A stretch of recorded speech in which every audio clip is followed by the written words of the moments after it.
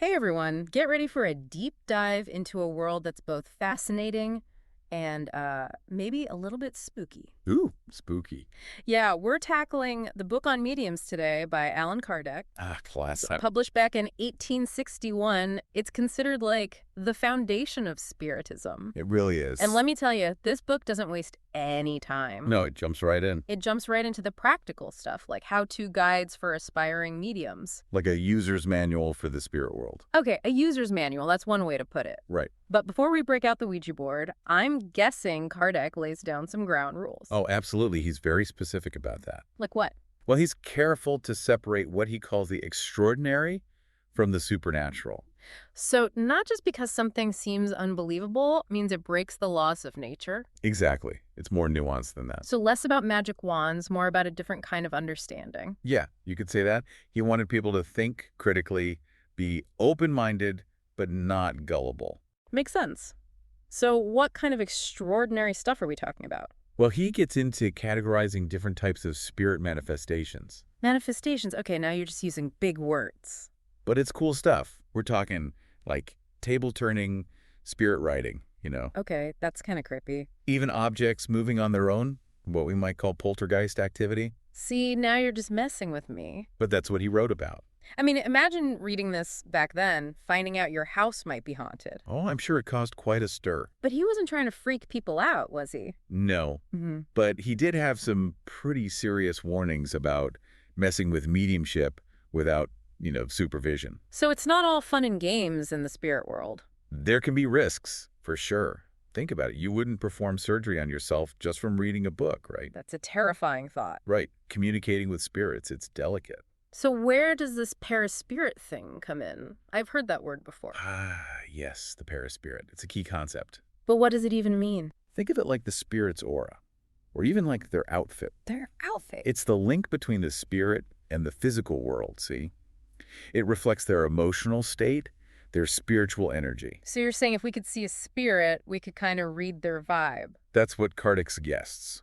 And it gets even more wild. He talks about a hierarchy in the spirit world, some spirits being stronger than others. Stronger, how so? Like powerful enough to influence, even enslave other spirits. Whoa, enslaved spirits. That's intense. I thought it was all harps and angels over there. It's definitely more complicated than that.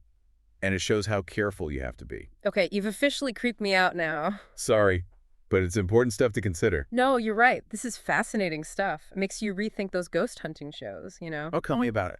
The ones where they're like provoking spirits, trying to get a reaction. The worst. Remember what we said about our thoughts attracting certain energies? Right, like you're going to attract what you put out there. Exactly. Fear, anger, Hmm. that just brings in the wrong crowd. Not the kind of spirits you want hanging around. Not at all. And, that leads to another thing. Kardec stresses being ethical as a medium. Ethical. So just because you can talk to spirits doesn't mean you should use it to, like, win the lottery. Huh, right. He saw mediumship as a gift, and with any gift comes responsibility. Don't abuse the gift, basically. Exactly. It's about learning, growing, helping people understand this other side. Not about getting rich or manipulating people. Exactly. It's a serious thing, So how do you know who to trust? Like, if a spirit's giving you advice, how can you tell if they're legit? Well, Kardec says, pay attention to what they're saying. Like, does it sound shady? Kinda. Does it feel loving, wise, or does it feel off, manipulative? Like, if a spirit tells me to move to Vegas and bet it all on red. Huh. Maybe get a second opinion. Trust your gut. If something feels wrong, don't engage. Good advice in general, I'd say. Right. Same rules apply in the spirit world as in the real one. Be careful who you trust. Speaking of spooky things, what about haunted houses? What did Kardec think about those? Ooh, good question. He had some really interesting ideas about hauntings. Like what? Well, he didn't always think it was tied to a specific event, like a murder or something. You mean it's not always about a vengeful ghost hanging around? Sometimes, maybe, but he thought some places were just naturally more spiritually active. Spiritually active, like a hot spot for spirits. Yeah, kind of. And here's the thing. He also thought our thoughts could influence that energy. You mean like if I'm always thinking about scary stuff, I'm going to make my house more appealing to ghosts? Exactly. He's all about creating positive, harmonious vibes in your home. Makes sense to me. But let's say you do find yourself in a haunted house. What then?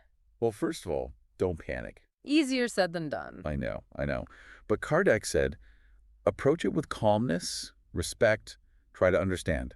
Understand.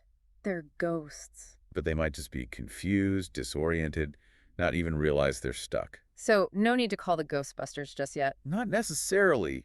Talk to them, see what's up. Or, if you're not comfortable, find an experienced medium. So more like a helping hand than a ghost trap. Exactly. Compassion and understanding go a long way, even in the spirit world. Okay, that makes me feel a little better, actually. But going back to the paraspirit for a sec. Yeah, what about it? You said it's like their outfit, right? But can it change? That's the thing, it can.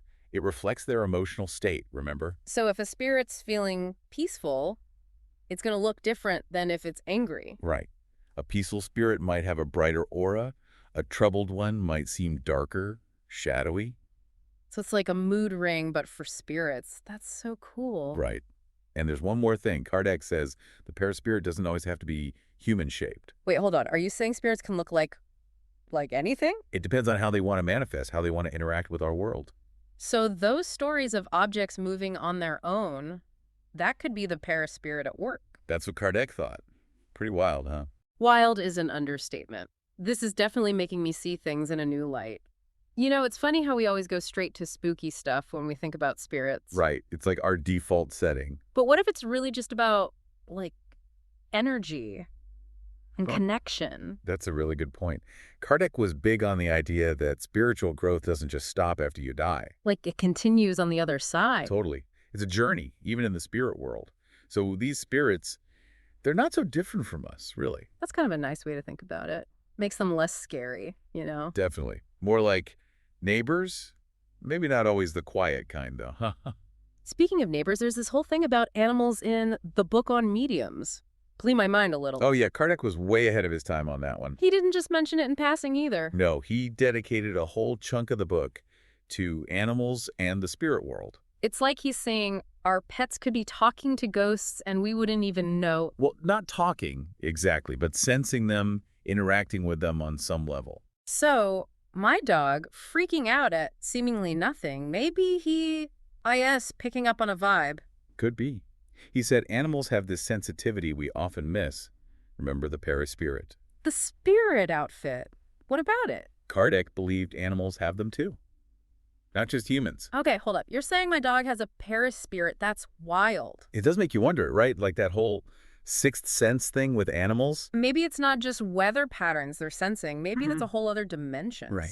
It makes you rethink consciousness, what it means to be alive, all of it. Mind-blowing stuff. I gotta say, this whole deep dive into Kardec has been a wild ride. It really makes you think, doesn't it? From spirit outfits and haunted houses to our pets being secret spirit mediums, it's a lot. Kardec really threw open the doors on how we see the spirit world. And he didn't shy away from the spooky stuff, but he always brought it back to respect, you know? Totally, like tread lightly, this is serious stuff, but also stay curious. Exactly. So, as Kardec would probably say, keep your minds open, your intentions good, and And don't be surprised if your dog starts barking at nothing. Might just be a friendly hello from the other side. haha. Okay, that's both hilarious and kind of terrifying. But on that note, until next time, everyone, keep exploring those big questions, and thanks for joining us for this deep dive.